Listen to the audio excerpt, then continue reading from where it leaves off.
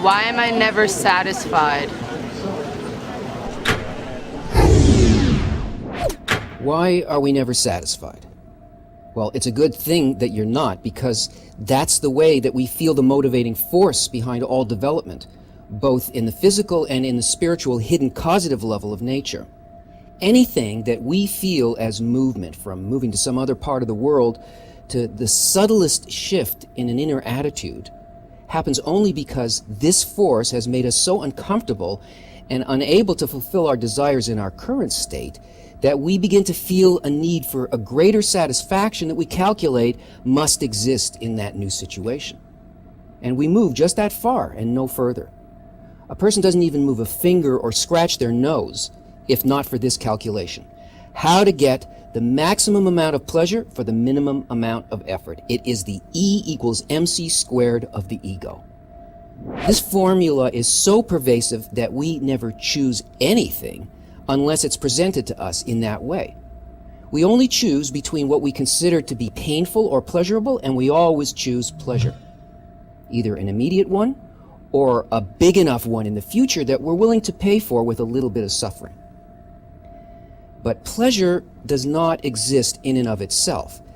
There has to be something opposite to it in nature before it can be sensed. We never experience anything as its essence, only by comparison.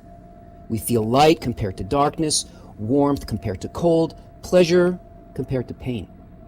If there's nothing opposite to it, there is simply no sensation. Pleasure is actually the meeting point between a need and its fulfillment, and the greater that the need is, the greater the experience of pleasure. So why is it that pleasure always disappears? You know what it's like when you're a little hungry. You start thinking about what you could eat. Maybe a pretzel.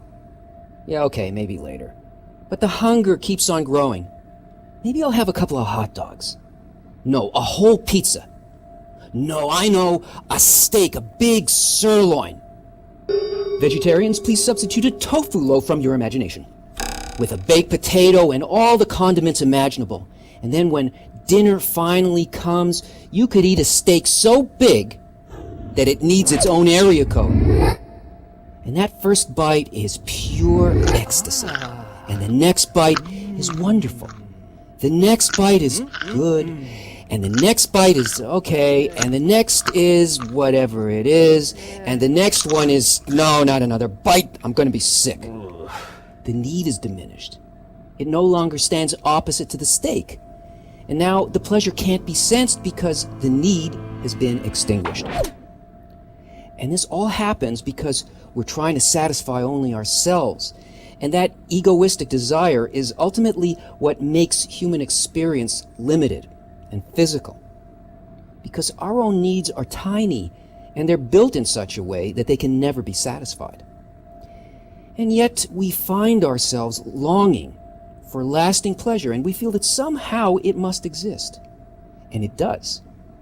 But in order to feel that, first, we need an unlimited, ever-expanding desire that can draw a boundless fulfillment. And to do that, you have to seek pleasure in the fulfillment of others. Because this desire to bestow is a spiritual desire, and one taste of it is greater than all the pleasure felt by all creatures over all time. Because it's a pleasure not felt in our little subjective needs, but in everything. There's no limit to that desire, and there is no end to the pleasure derived from that need. Well, I hope that satisfied your hunger for knowledge and gave you some food for thought, and here are a few other items on our menu that you might want to taste, and just click and stop me, please.